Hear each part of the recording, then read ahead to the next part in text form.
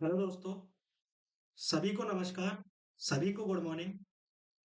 आप सभी का बहुत-बहुत स्वागत है आपके अपने ऑनलाइन प्लेटफ़ॉर्म स्केलेटन नर्सिंग के ऊपर। तो कैसे हैं आप सभी? उम्मीद है आप सभी सकुशल होंगे, स्वस्थ होंगे और अपनी पढ़ाई में व्यस्त होंगे। तो दोस्तों आज की क्लास में हम आपके लिए लेकर आए हैं मैथ और रीजनिंग के प्रैक्टिस क्वेश्चंस। इससे पहले भी हमने आपके लिए एम्स सीआरई एग्जाम को ध्यान में रखते हुए कंप्यूटर्स के क्वेश्चन सॉल्व करवाए थे। तो आप उस क्लास को देखना भी न भूलें। उस क्लास को भी अच्छे से 2-3 बार देख लें, क्योंकि कंप्यूटर्स के अगर कोई क्वेश्चन आते हैं तो उससे बाहर नहीं आएंगे।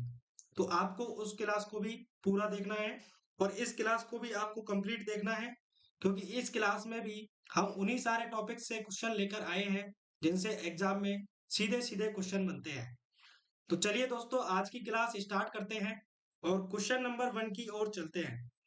तो क्वेश्चन नंबर 1 है 20 संख्याओं का औसत 30 है तथा अन्य 30 संख्याओं का औसत 50 है, तो सभी 50 संख्याओं का औसत ज्ञात कीजिए। तो दोस्तों पहला क्वेश्चन आपका एवरेज का है, औसत का है। तो औसत कैसे निकालते हैं सबसे पहले आपको ये पता होना चाहिए, क्योंकि औसत का फॉर्मूला जब तक हमको पता नहीं होगा तब तक हम औसत नहीं निकाल पाएंगे। तो एवरेज का जो फॉर्मूला होता है सबसे पहले हमें वो देखना है। तो औसत बराबर क्या होता है? औसत होता है जितनी संख्याओं का हमें निकालना होता है औसत, उन सभी संख्याओं का योग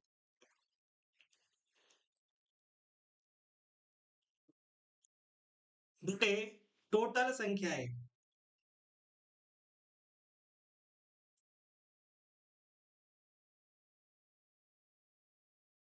तो ये हमारा एक बेसिक फॉर्मूला होता है, संख्याओं का योग बटे टोटल संख्याएं।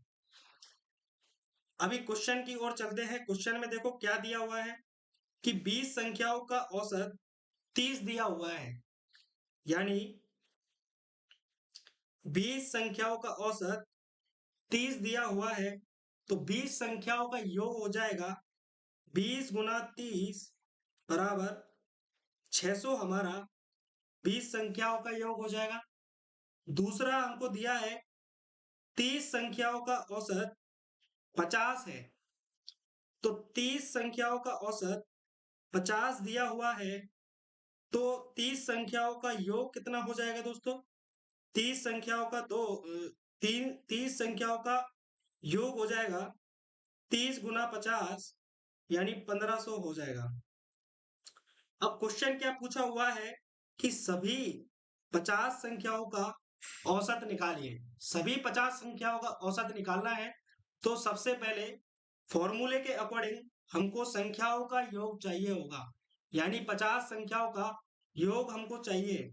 तो 20 संख्याओं का योग 600 है, 30 संख्याओं का योग 1500 है। तो 50 संख्याओं का योग 600 प्लस 1500, यानी कि 2100 हो जाएगा। क्लियर है दोस्तों? 50 संख्याओं का योग 2100 हो जाएगा। अब फॉर्मूला हमारा कहता है एवरेज निकालने के लिए, तो चलिए दोस्तों फॉर्मूले को अप्लाई करते हैं और 50 संख्याओं का औसत निकालते हैं। तो 50 संख्याओं का औसत बराबर संख्याओं का योग, जो कि कितना है दोस्तों? 2100 है, बटे टोटल संख्याएं जो कि कितनी है? 50 है। टोटल संख्याएं जो कि कितनी है? 50 है। एक जीरो से एक जीरो कट जाएगा, यहाँ हम इसको डिवाइड करेंगे तो 210 बटे 5 आएगा। तो इसको हम पूरा इसमें भाग देंगे तो 42 हमारा आंसर आ जाएगा। तो 42 हमारा सही आंसर होगा, यानी कि option number A. Question number 1 का आंसर ऑप्शन नंबर ए हो जाएगा। क्लियर है दोस्तों? Option number A is correct answer. तो क्लियर है दोस्तों क्वेश्चन नंबर 1। चलिए दोस्तों अगले क्वेश्चन की ओर चलते हैं। Question number 2।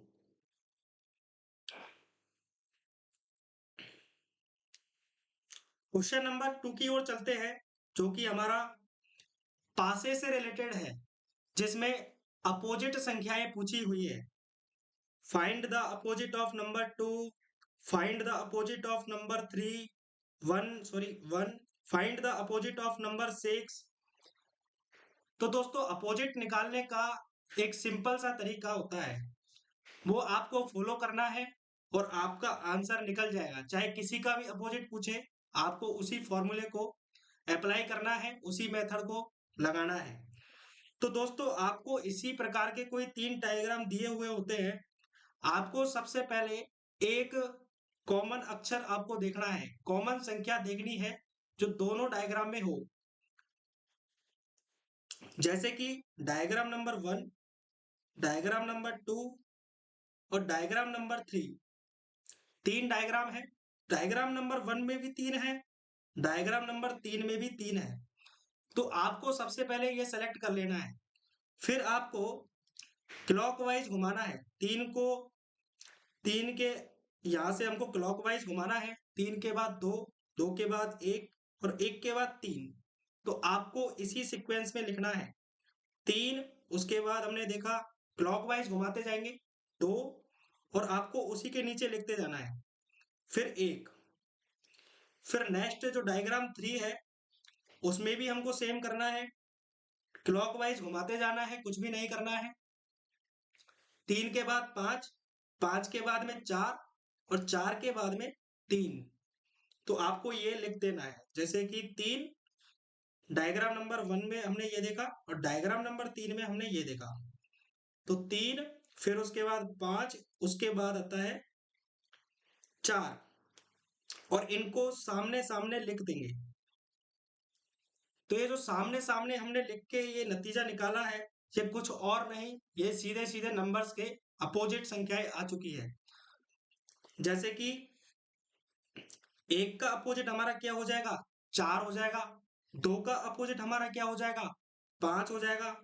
3 का अपोजिट हमारा क्या हो जाएगा, जो संख्या बची हुई है वही हमारा अपोजिट हो जाएगा। तो 1 आ चुका, 2 आ चुका, 3 आ चुका, 4 आ चुका, 5 भी आ चुका है, 6 एब्सेंट है। तो इसकी जगह पर क्या लिख देंगे दोस्तों, 6 लिख देंगे। तो 3 का अपोजिट क्या हो जाएगा, 3 का अपोजिट 6 हो जाएगा। 2 का अपोजिट क्या हो जाएगा, 2 का अपोजिट 5 हो जाएगा। और 1 का अपोजिट क्या हो जाएगा, 1 का अपोजिट 4 हो जाएगा। तो हमने सभी संख्याओं के अपोजिट निकाल लिए हैं।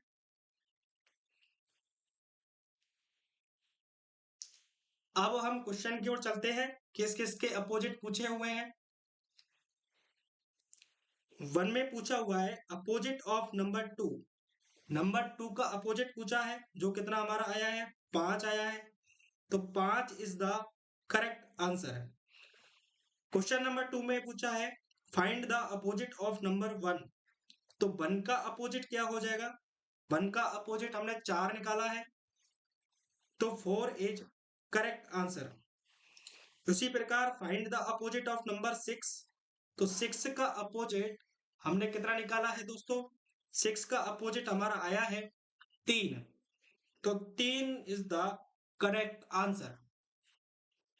क्लियर है दोस्तों, कुछ भी नहीं करना है। इस प्रकार के क्वेश्चंस में आपको एक कॉमन नंबर पकड़ना है और उसको क्लॉकवाइज घुमा के इस प्रकार बराबर बराबर में लिख लेना है और वही हमारे क्या हो जाएंगे, वही हमारे अपोजिट हो जाएंगे।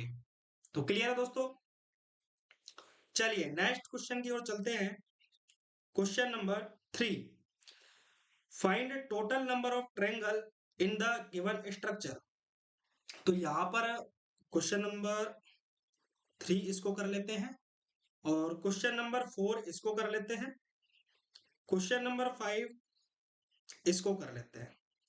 तो यहाँ पर 3 डायग्राम है, आपको टोटल नंबर ऑफ ट्रायंगल इनमें फाइंड करना है।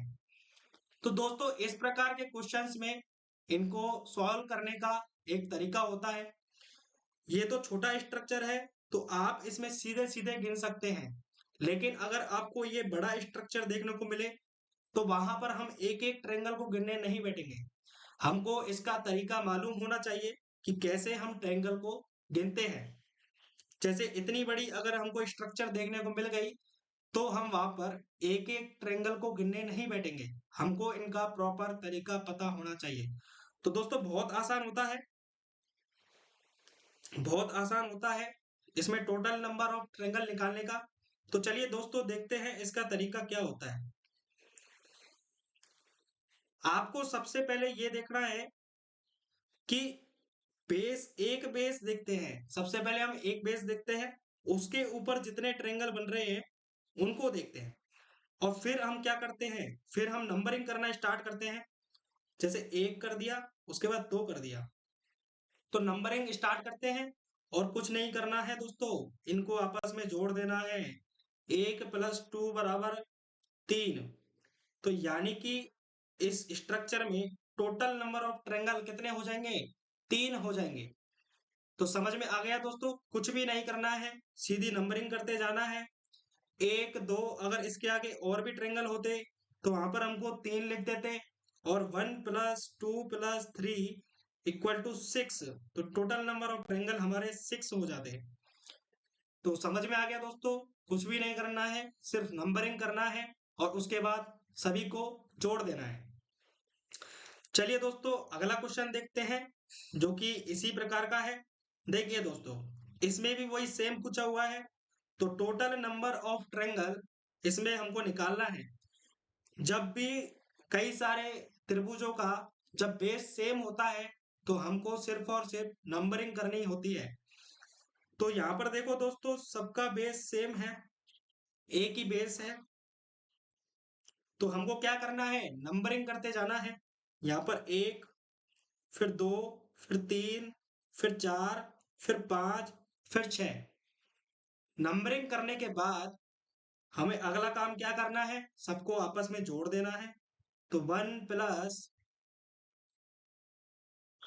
To plus three plus four plus five plus six, सभी नंबर्स को हम जोड़ेंगे तो हमारा कितना आ जाएगा, एक प्लस दो तीन, प्लस तीन छह, प्लस चार दस, प्लस पांच पंद्रह, प्लस छह इक्कीस। तो टोटल नंबर ऑफ ट्रेंगल हमारा कितना आ जाएगा दोस्तों, 21 आ जाएगा। तो 21 इज द करेक्ट आंसर। अगर आप इसमें एक एक ट्रेंगल को गिनने बैठोगे तो ये कभी 21 आपको 20 दिखेगा, कभी आपको 22 दिखेगा, कभी आपको 23 दिखेगा। लेकिन आपको अगर ये तरीका पता है तो आपको 21 का 21 ही दिखेगा। तो आपको इसमें 21 ही ट्रेंगल देखेंगे। तो option number question number two का है 21 इज द करेक्ट आंसर। चलिए दोस्तों इसी का अगला क्वेश्चन देखते हैं, जो थोड़ा अच्छे लेवल का है। तो आपको दोस्तों इसमें भी वही मेथड लगाना है। हमने देखा था कि सेम बेस पर जितने त्रिभुज बने होते हैं वहां पर हम सीधे सीधे नंबरिंग कर देते हैं। तो यहाँ पर भी हमको वही नंबरिंग करना है। इस बेस पे कितने ट्रेंगल बने हुए हैं, जितने भी बने हुए हैं उतनी हमको नंबरिंग करनी है। एक दो तीन चार, क्लियर है दोस्तों, एक दो तीन चार। अब दूसरा बेस देखते हैं जिस पे भी त्रिभुज बने हुए हैं। तो सेकंड बेस हमारा ये वाला हो गया, तो पहला बेस तो ये हो गया, सेकंड बेस ये हो गया, और थर्ड बेस ये हो गया। तो यहां पर भी हमको नंबरिंग करनी है, तो एक दो, फिर यहां पर भी हमको नंबरिंग करनी है, तो एक दो। तो दोस्तों हमको यहाँ पर जब नंबरिंग करते हैं तो हमको एक से ही स्टार्ट करना है। ऐसा नहीं है कि यहाँ तक चार हो गया फिर हमने यहाँ पर पांच या छह लिख दिया। नहीं दोस्तों, नया बेस है तो हमको नई नंबरिंग करनी है। अब क्या करेंगे, कुछ नहीं करना है, पिछले क्वेश्चंस की तरह इनको सबको जोड़ देना है। तो one plus two plus three plus four, पहले बेस पर कितने त्रिभुज बन रहे हैं, पहले बेस पर टोटल नंबर ऑफ त्रिभुजों की टोटल संख्या कितनी है, एक प्लस दो तीन, प्लस तीन छह, प्लस चार दस। तो बेस नंबर फर्स्ट पर टोटल त्रिभुजों की संख्या है 10। बेस नंबर सेकंड पर टोटल त्रिभुजों की संख्या कितनी है, एक प्लस दो, एक प्लस दो, यानी कि टोटल त्रिभुज कितने हो गए, तीन। बेस नंबर तीन पर टोटल त्रिभुज कितने हैं, वही एक प्लस दो, एक प्लस दो, यानी कि तीन त्रिभुज यहां पर हो गए। तो टोटल नंबर ऑफ त्रिभुज कितने हो जाएंगे?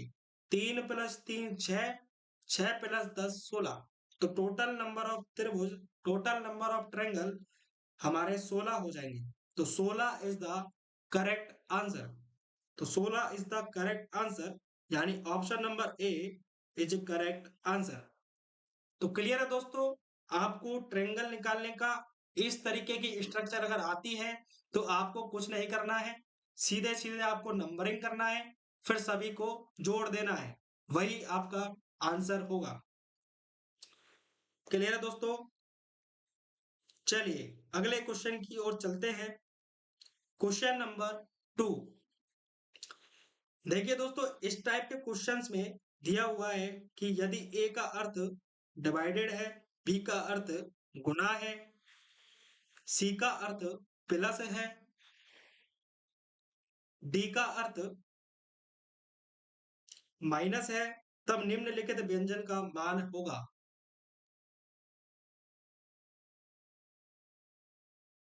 तब निम्नलिखित व्यंजन का मान होगा। तो दोस्तों इन क्वेश्चंस में हमको जो कहा जाता है सिर्फ हमको वही करते जाना है और इसमें कुछ भी दिमाग नहीं लगाना है। दिया हुआ है 10 10 बी, और बी का मीनिंग क्या दिया हुआ है दोस्तों? बी का अर्थ दिया हुआ है गुना, तो हमको गुना कर देना है। फिर दिया हुआ है 2, 2 के बाद है सी, सी का मीनिंग क्या है? सी का मीनिंग है प्लस, तो हमको यहाँ प्लस लगा देना है। उसके बाद 20 दिया हुआ है, 20 के बाद दिया हुआ है ए का मीनिंग क्या दिया हुआ है? भाग, तो हमको भाग कर देना है। फिर दिया हुआ है 2, 2 के बाद दिया हुआ है डी, और डी का मीनिंग क्या दिया हुआ है दोस्तों?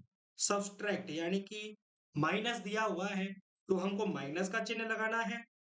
और उसके बाद लास्ट में क्या दिया हुआ है दोस्तों? लास्ट में हमको दिया हुआ है 2। अब हमको क्या करना है? सिंपली इसको सॉल्व कर लेना है, जो हमारा आंसर आएगा वही हमारा करेक्ट आंसर होगा। तो दोस्तों इस प्रकार के क्वेश्चंस में सबसे पहले जो हमको दिया होता है हमें वही फॉलो करते जाना है, वही हमको लिखते जाना है, आंसर बहुत आसानी से आ जाएगा। तो सबसे पहले इसको सॉल्व करते हैं। 10 गुना 2, तो ये कितना हो जाएगा दोस्तों? 20, प्लस 20 को भाग दिया 2 से, तो कितना आ जाएगा? 10। फिर इसको माइनस कर रखा है 2, तो 20 + 10 कितना हो जाएगा दोस्तों? 30 हो जाएगा। फिर माइनस 2 कर देंगे, तो 30 - 2 बराबर 28। तो 28 is the correct answer. 28 is the correct answer, यानी कि option number A, option number A is the correct answer. तो क्लियर है दोस्तों? इस प्रकार के क्वेश्चंस में आपको जो बोला जाता है बस वही करना है और आपका आंसर निकल जाएगा। बस आपको यहाँ पर कैलकुलेशन में मिस्टेक नहीं करनी है। कैलकुलेशन में मिस्टेक ना हो, ये आपको विशेष ध्यान रखना है। चलिए दोस्तों अगले क्वेश्चन की ओर चलते हैं। Question number 3। दोस्तों क्वेश्चन नंबर 3 बहुत अच्छा क्वेश्चन है और इंपॉर्टेंट क्वेश्चन है। सीक्वेंस का क्वेश्चन है, सीरीज का क्वेश्चन है। आपको इसमें लॉजिक ढूंढना है, आपको इसमें लॉजिक ढूंढना है कि इसमें क्या लॉजिक लग रहा है। दिया हुआ है दिल्ली, भोपाल, लखनऊ, गुवाहाटी, श्रीनगर, तो नेक्स्ट क्या आएगा? पूछा हुआ है नेक्स्ट क्या आएगा, नेक्स्ट क्या आएगा। तो चलिए दोस्तों दिमाग लगाइए, इसमें क्या लॉजिक लग रहा है।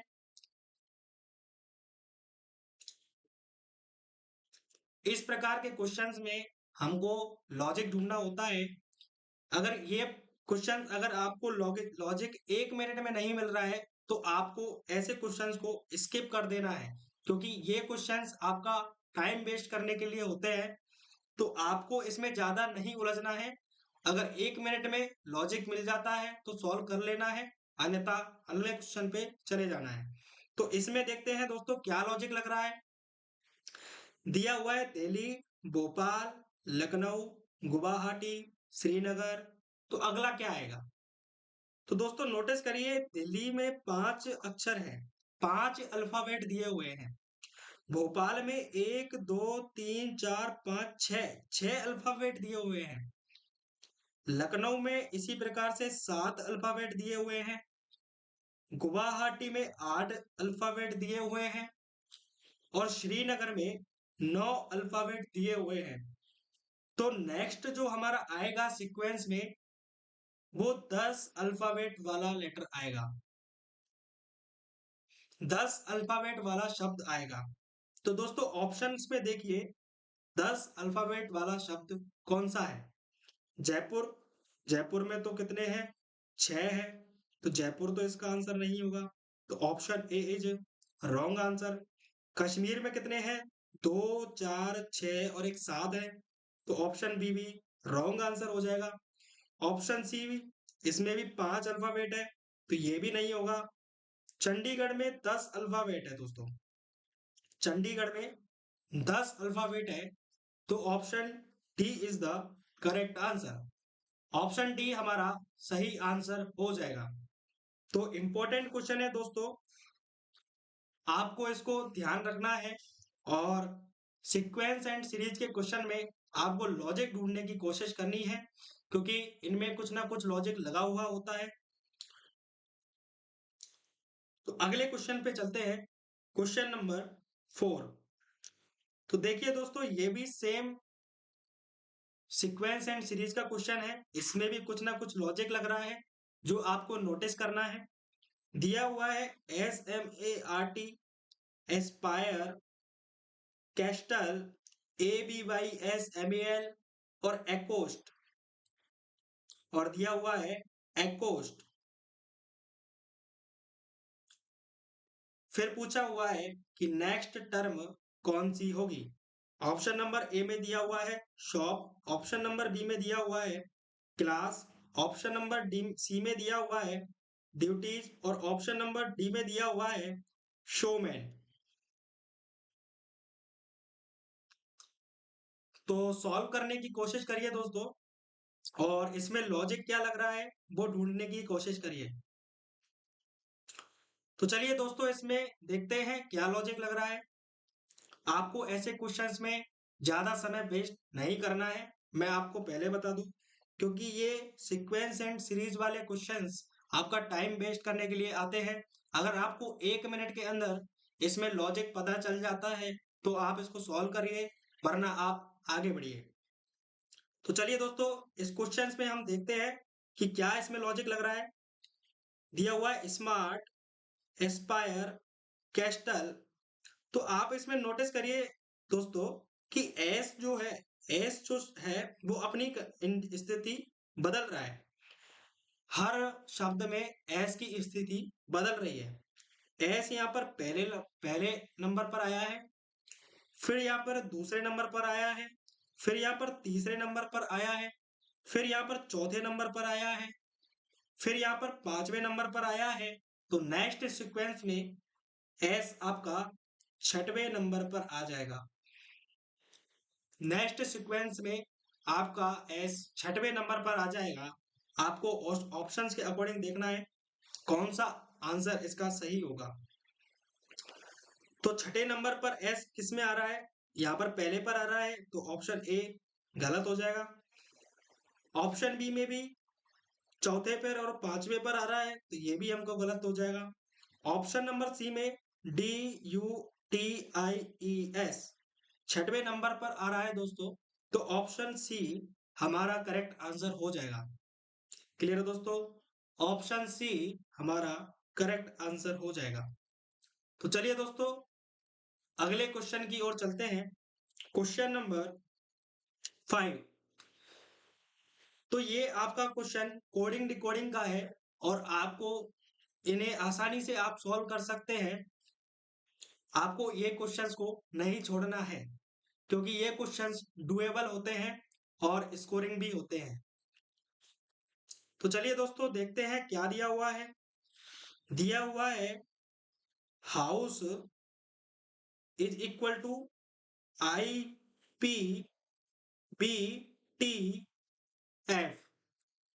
हाउस को क्या बोल रहा है? IPBTF बोल रहा है।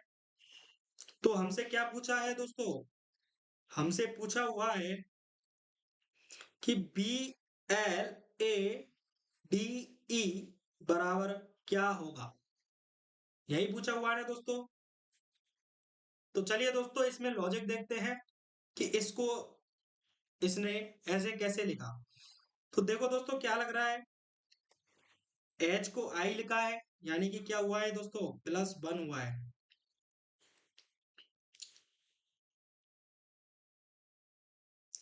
एच को आई लिखा है, यानी कि +1 हुआ है।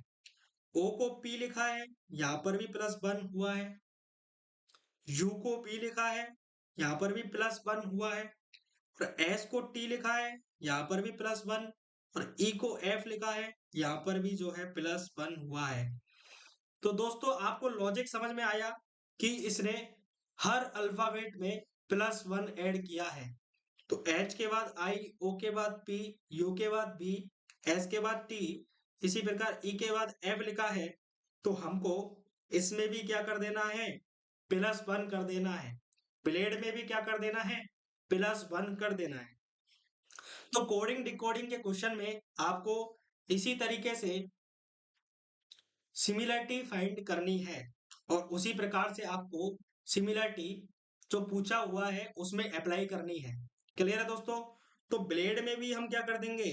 +1 +1 +1, डी में भी +1 और ई में भी +1 कर देंगे दोस्तों। तो बी में +1 करेंगे तो सी आएगा, एल में +1 करेंगे तो एल एम आएगा, ए में +1 करेंगे तो बी आएगा, डी में +1 करेंगे तो ई आएगा, और ई में +1 करने पर एफ आ जाएगा दोस्तों। तो BLADE ब्लेड बराबर हमारा क्या हो जाएगा दोस्तों? CMBEF। तो ये हमारा क्या हो जाएगा दोस्तों? करेक्ट आंसर हो जाएगा। देखते हैं ये किस ऑप्शन में है। CMBEF। तो ऑप्शन नंबर ए गलत हो जाएगा। तो option number B is the correct answer. तो कोडिंग डिकोडिंग के क्वेश्चन आपको नहीं छोड़ने हैं, और बहुत आसान क्वेश्चंस आते हैं। चलिए दोस्तों, अगले क्वेश्चन की ओर चलते हैं। Question number 6। क्वेश्चन नंबर 6 भी आपका सीक्वेंस एंड सीरीज का दिया हुआ है। 2, 5, 10, 17, द नेक्स्ट टर्म क्या होगी? तो देखिए दोस्तों, इसमें क्या लॉजिक लग रहा है। चलिए दोस्तों, इसमें देखते हैं क्या लॉजिक लग रहा है। दिया हुआ है 2, 5, 10, 17, यहां पर क्या आएगा हमको निकालना है। तो दो को क्या हम 1 का स्क्वायर +1 लिख सकते हैं दोस्तों, क्योंकि 1 का स्क्वायर 1 +1 = 2 आ जाएगा। इसी प्रकार 5 को हम 2 का स्क्वायर +1 लिख सकते हैं क्या? क्योंकि 2 का स्क्वायर 4 और +1 5 हो जाएगा।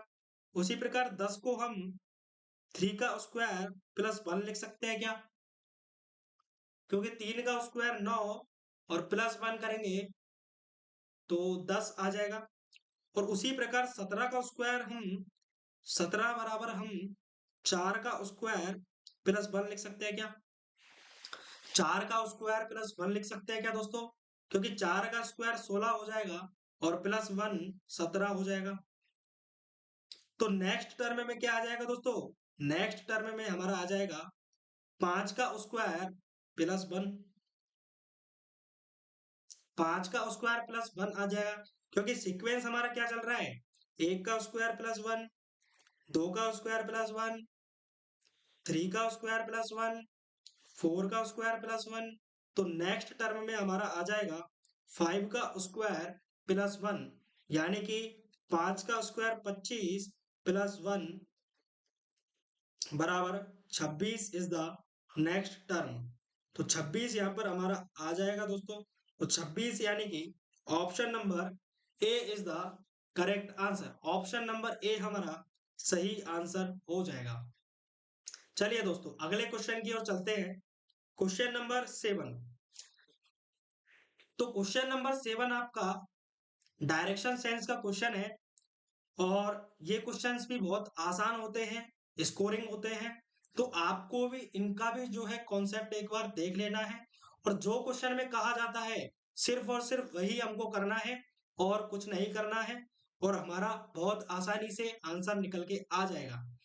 तो देखिए दोस्तों क्या कहा है क्वेश्चन नंबर 7 में क्या कहा है कि परिमल परिमल 40 मीटर पूरब की ओर चलता है, फिर वह बाईं ओर मुड़ता है और 20 मीटर चलता है, फिर वह दोबारा 1 मिनट, फिर वह दोबारा बाईं ओर मुड़कर 40 मीटर चलता है, तो वह अपने शुरुआती बिंदु से कितनी दूर होगा। सभी क्वेश्चंस में इसी प्रकार का होता है, बस थोड़ा दाया बाया ज्यादा कर दे किसी क्वेश्चन में और किसी क्वेश्चन में सीधा सीधा पूछ ले और इसमें कोई परिवर्तन नहीं होता है। तो सबसे पहले तो दोस्तों आपको पता होना चाहिए कि पूरब किधर है, पश्चिम किधर है, पूरब किधर है, पश्चिम किधर है। सबसे पहले आपको ये